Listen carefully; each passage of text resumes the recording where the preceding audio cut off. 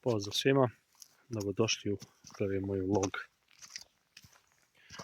Znači da se predstavim, ja sam Nikola, administrator Facebook stranice Wild East Srbija. Eto, došlo vreme i da izađemo u javnost. Teška srca, ali što se mora nije teško. Prva lokacija koju ću zabeležiti danas, odnosno od danas pa nadalje, je Brestovačka banja, njena prelepa okolina. Ovo neki psiće, napuštene kuce i onda krenuli u šetnju polako. Trenutno sam na nekoj nadmorskoj visini od oko 400 metara otprilike. Krenuo od samih objekata Brestovačke banje, Brestovačke reke, stazom kroz šumu. Inače staze nisu ovdje obeležene, tako da imam i u planu i da ih malo uredim onako za građanstvo.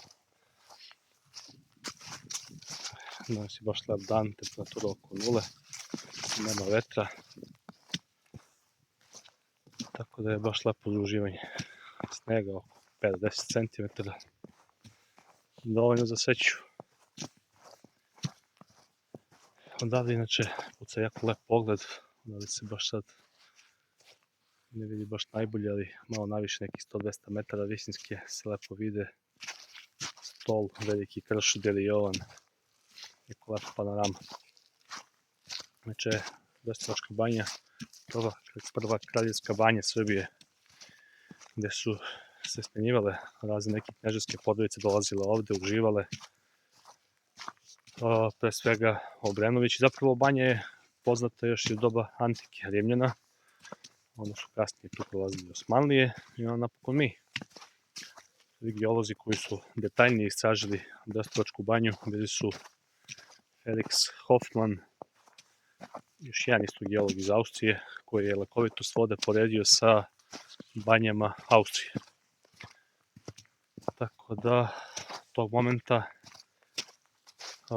ubrzo dolaze Obrenovići, tu grade konačište sa bazenima, Miloš Obrenović. Nakon toga dolaze Karađorđevići, oni grade dvor, a Obrenovići bili svrgnuti sa vlasti.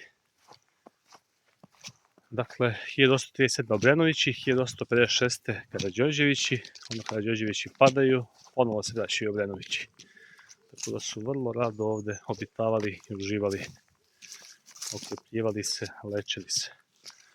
Takođe su brinuli i o građanstvu, tako da su im napravili brojne bazene. Mogu tako i građanstvo dolazi da uživa. Tako da, ukratko, to je to. Ima dosta vodoizvorišta, termalnih temperatura od 32 do 40 stepeni Celzijusa. Voda je jako dobra za kožna oboljenja, reumu, venerične bolesti, za svašta još nešto.